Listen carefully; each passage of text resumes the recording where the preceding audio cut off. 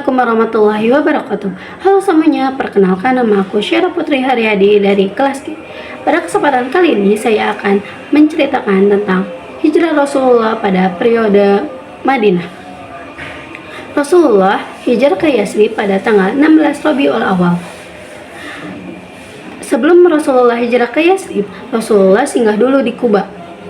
Di sana Rasulullah membangun masjid yang dinamakan Masjid Kuba. Di sanalah pertama kalinya Rasulullah membuat masjid. Setelah itu Rasulullah pergi ke Yasrib yang sekarang dinamai kota Madinah, yaitu Cahaya. Di sana banyak beberapa golongan masyarakat yang berbeda-beda. Ada golongan yang dari Yahudi, yaitu Bani Nadir dan Bani Quraisy. Di sana juga ada suku Arab, yaitu suku Aus dan suku Khazraj. Di sana Rasulullah mempersatukan dua suku, yaitu suku Khazraj dan suku Aus, karena banyaknya pertikaian di antara mereka berdua. Setelah itu mereka dilebur menjadi satu kaum, yaitu kaum Ansor. Di sana juga Rasulullah membuat masjid yang dinamakan Masjid Nabawi. Masjid Nabawi ini yaitu sebagai tempat kegiatan menyatukan umat Islam yang ada di sana. Dan di samping membuat masjid tersebut, Rasulullah mempersatukan kaum Ansor dan kaum Muhajirin, sehingga suasana menjadi lebih damai. Setelah itu Rasulullah menyusun piagam Madinah. Rasulullah menyusun piagam Madinah ini untuk mengatur sosial dan politik warga di sana. Pada periode ini Rasulullah mengikuti banyak perang. Salah satunya yaitu Perang Badar, Perang Honda, Perang Uhud. Dan masih banyak perang-perang lainnya yang diikuti oleh Rasulullah. Tetapi hanya 3 perang saja yang akan saya ceritakan. Yang pertama yaitu Perang Uhud. Perang Uhud terjadi pada tanggal 17 Ramadan. Perang ini adalah perang pertama kalinya yang dilakukan kaum muslimin dan kaum Quraisy.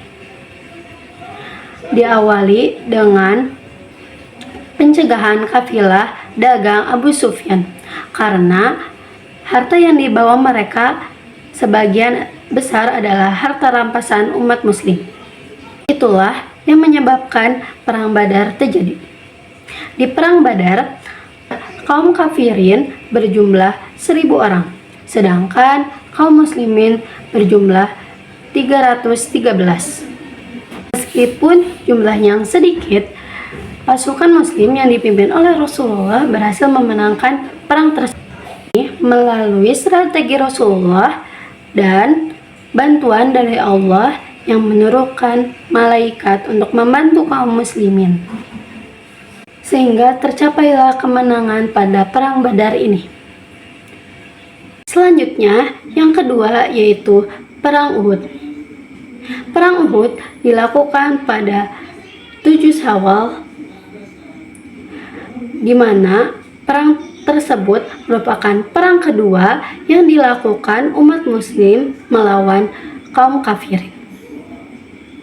Perang ini disebabkan karena balas dendam kaum kafirin terhadap kaum muslimin dengan kalahnya di perang pertama. Di perang ini awalnya umat muslim unggul, tetapi karena pasukan pemanah tidak mengikuti perintah Nabi Muhammad, mereka malah turun ke pos tersebut dan mengambil harta rampasan. Di sanalah kesempatan kaum kafirin untuk menyerang umat Islam dari belakang. Karena itulah yang menyebabkan kalahnya umat Islam di Perang Uhud. Selanjutnya, yang ketiga yaitu Perang Khandaq. Perang Khandaq terjadi pada Syawal tahun ke-5 Hijriah. Perang ini disebabkan karena pengusiran kaum Yahudi Bani Nadir dari kota Madinah. Di perang ini, pasukan kaum kafirin dan beberapa suku tersebut berjumlah 10.000 orang. sedangkan pasukan muslim berjumlah 3.000 orang. Strategi Rasulullah pada perang ini yaitu Rasulullah menyuruh umat muslim untuk membuat parit sekitar Madinah.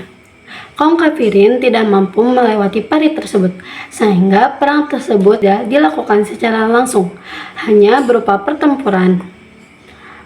Setelah pengempungan sekitar 27 hari, akhirnya kaum kafirin mundur karena kegagalan. Dan bantuan dari Allah yang memberikan angin kencang kepada mereka, sehingga mereka mundur dari perang tersebut, yaitu perjanjian Hudaybiyah, yaitu perjanjian antara Nabi Muhammad dengan kaum Quraisy. Perjanjian ini dilakukan pada tahun 6 Hijriah. Pada awalnya, Rasulullah dan kaum muslimin berencana untuk umroh ke Mekah, namun dihadang oleh kaum Quraisy yang menolak mereka masuk Mekah. Setelah itu, mereka melakukan negosiasi antara dua pihak. Mereka sepakat membuat perjanjian yang dinamakan Perjanjian Hudaybiyah. Isi perjanjian tersebut yang pertama yaitu gencatan senjata selama 10 tahun. Yang kedua yaitu kebebasan memilih ada di pihak muslim atau Quraisy. Yang ketiga yaitu mengembalikan kaum Quraisy yang pergi ke Makkah, tapi tidak berlaku kepada kaum muslimin. Yang keempat yaitu kaum muslimin yang berada di Mekah tidak boleh ke Madinah sebelum 1 tahun berikutnya.